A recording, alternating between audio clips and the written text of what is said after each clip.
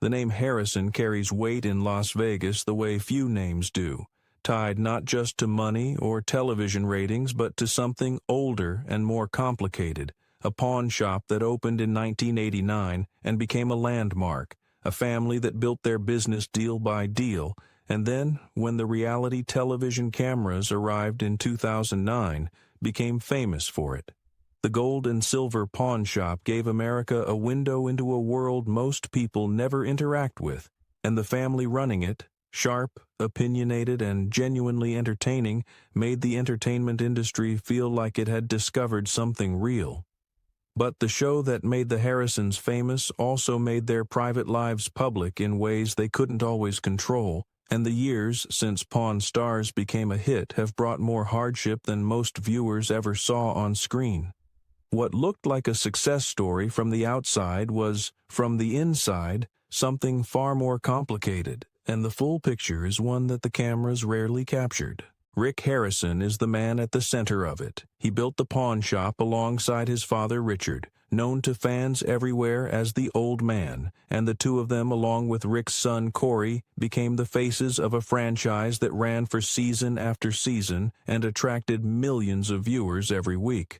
Rick is the kind of man who teaches himself to read Latin and quotes Marcus Aurelius in conversation, a self-educated autodidact who turned a Las Vegas pawn shop into a media empire without losing the ability to spot a fake coin from across the counter. That combination of street intelligence and genuine curiosity made him compelling on camera, but it didn't protect him from what was coming. And the decade following the show's peak success delivered one blow after another to a man who had always projected confidence. The family is larger than the show ever fully represented. Corey Harrison, Rick's eldest son, started working the shop long before Pawn Stars began rolling cameras, and his natural charisma made him a fan favorite from the first episode. His nickname, Big Hoss, stuck, and his on-screen friendship with Austin Chumley Russell became one of the show's most reliable draws. Off-camera, Corey's personal life moved at a different pace. His marriage to Karina Harrison lasted just a year before ending in 2018, and Corey described the split directly, saying that competing work schedules made the marriage impossible to sustain, though he and Karina remained friends and expressed mutual respect in their public statements. Adam Harrison, the middle son, never appeared on Pawn Stars and largely kept to himself, choosing privacy over the exposure that fame brought to the rest of his family. Jake Harrison, the youngest, came from Rick's second marriage to Tracy and joined the show in season 18 in 2021, immediately tasked on screen with authenticating a Rolex, a test he passed without hesitation, and to the clear delight of an audience that had already come to love the show's dynamic. Rick also raised 3 stepdaughters who built their lives largely outside the pawn shop's orbit. Kiana walked down the aisle in June 2022 with Rick beside her, and she's since had a child, making him a grandfather. He clearly relishes being based on his social media presence. Marissa carved out a career in hair and makeup with a client list that includes celebrities like Karen Fox and Heidi Montag.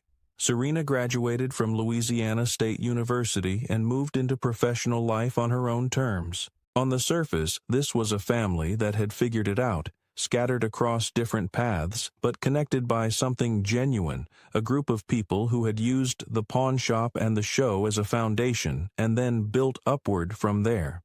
January 19, 2024, destroyed that image of stability in a single morning. Adam Harrison died that day at 39 years old, and the medical examiner determined the cause of death to be fentanyl and methamphetamine toxicity, a combination that doesn't give a person much time and doesn't care who their father is. Fentanyl is a synthetic opioid roughly 100 times more potent than morphine, and the math of its lethality is brutal, as little as 2 milligrams, an amount smaller than a single grain of salt depending on body weight, can be fatal. Substance abuse had clearly changed Adam in the period before his death, and those around him had noticed. A woman renting an RV parked between the main house and the guest house where Adam was living reported that he had been pushing furniture against the doors, barricading himself inside his space. He posted on Facebook saying he was sick and quarantining, which briefly explained his silence. But when he still didn't respond to knocking on January 19th, the woman alerted the landlord. The landlord entered the guest house and found Adam unresponsive in bed. Police found 2 vials of a redacted substance, foil, an unknown pill, lighters, and narcotic paraphernalia near his body. And the picture they assembled from those details was one of a man who had been struggling for a long time before anyone could reach him. Rick confirmed Adam's death to Fox News Digital personally, which took courage of a specific kind, putting grief on record for millions of people who had watched his family for years. His statement acknowledged the drug overdose directly and then turned outward, calling for stronger action against the flow of fentanyl into the country, connecting one son's death to a national opioid crisis that had already claimed hundreds of thousands of lives. The anger in his words was real, and the grief underneath it was unmistakable. He described Adam as someone who had become a different person as addiction took hold, and the loss, he made clear, was not just of a life, but of the man his son had been before that happened. The lawsuit from his mother landed while Rick was still carrying that grief, which made an already devastating period nearly impossible to navigate. Joanne Harrison, 81 years old and requiring round-the-clock medical care, filed suit against Rick, the gold and silver pawn shop, and several of his associated business entities in Nevada State Court. The central legal claim involved breach of contract, with Joanne's attorneys arguing that following a medical crisis in the early 2000s, Rick had her sign over her 51% stake in the pawn shop without ensuring she fully understood what she was agreeing to. After Richard the Old Man Harrison passed away in 2018, Joanne inherited his 49% share of the business, bringing her theoretical ownership to a controlling position. But she alleged that Rick had never provided complete financial documentation and that she couldn't account for more than $500,000 in cash and silver that she believed was rightfully hers. The financial backdrop made the civil litigation more charged. Under normal conditions, the pawnshop generated over $1 million annually, a number representing decades of Rick's work and the foundation of the Harrison financial empire. COVID-19 had gutted that revenue stream, pulling the shop's income down to $37,000 in 2020, and that kind of contraction changes relationships, especially family relationships built around shared assets and shared stakes in a business. Joanne sought unspecified damages, a full accounting of assets, and a court order preventing Rick from moving or transferring anything she claimed an interest in. She also filed for a temporary restraining order after alleging that her regular monthly payments of $25,000 had stopped without explanation, leaving her unable to cover expenses that ran as high as $115,000 per month for the medical care her condition required. Rick's denial was categorical. The allegations were false, he stated publicly, and he believed his 81-year-old mother was being manipulated by other people pursuing their own financial interests. He pointed out that at least one of the companies named in the lawsuit was owned entirely by Joanne herself, which he presented as evidence that the legal action lacked coherence. What made the situation stranger still was Rick's claim that he had learned about the restraining order request through news coverage rather than through any direct legal process, a detail that suggested the family's communication had collapsed so completely that court filings had become the primary channel between a son and his mother. Political controversy had already entered the picture years earlier in 2015 when Rick publicly endorsed Marco Rubio during the Republican presidential primary and made comments to CNN about transgender bathroom accommodations that drew significant backlash. Several product endorsements disappeared following that coverage. The entertainment industry had its own complaints about the show earlier in 2013 when a Writers Guild of America East survey found that writers and producers working on unscripted programs, including Pawn Stars, earned a minimum of $2,136 per week, while comparable roles on scripted television paid considerably more. Workers reported going without legally required breaks and receiving no overtime compensation, losing an estimated $30,000 annually in wages that production companies weren't paying regardless of what the law required. A civil lawsuit in 2012 came from Daniel Callahan, a disabled Vietnam veteran who alleged that Rick and his father Richard physically assaulted him inside the pawn shop during what began as a routine appraisal of a Model 96B rifle. Callahan's complaint, filed in Clark County District Court, described being placed in a chokehold, dragged through the store, and thrown onto the sidewalk, all while walking with a cane. He sought $20,000 in damages plus medical and legal fees.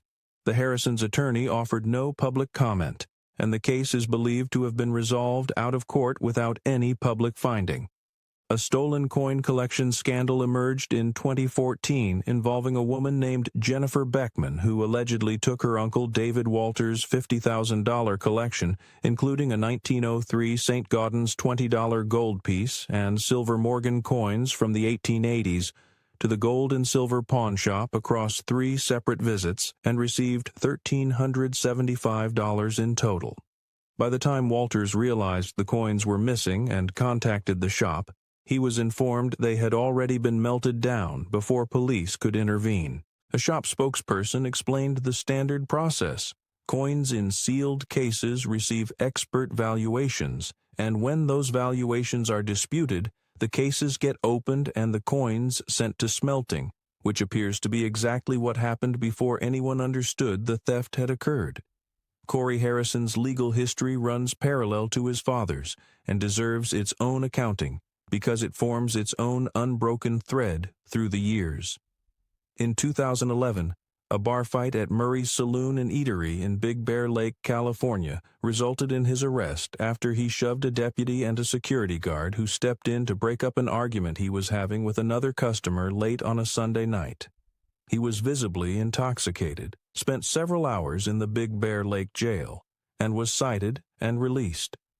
His attorney communicated that Corey believed he had done nothing wrong and saw no reason to apologize, which did little to soften the public image the incident created. In October 2021, a 37-foot RV that Corey rented from a man named William Villafana through the rental marketplace RV Share came back after 6 days instead of 3, 2 days over the agreement, in a condition Villafana described as thoroughly wrecked. Eggs had been smashed into the floor, vodka bottles were scattered throughout the interior, sand had gotten into everything, and the exterior had visible body damage.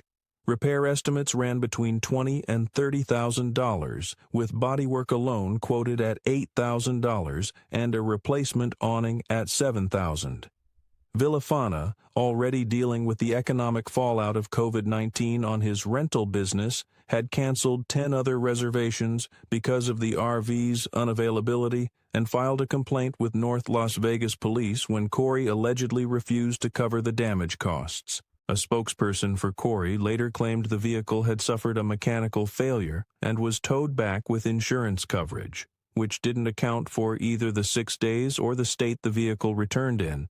September 11, 2023, at approximately 2 in the morning, a Las Vegas police officer pulled Corey's white Ford F-250 pickup over after watching it swerve repeatedly in and out of a bike lane.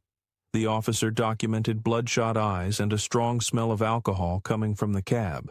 Corey had just returned that same day from Minnesota, where he had been filming Pawn Stars Do America, and he was also managing an infected wrist and shin from an earlier shoot in Rhode Island.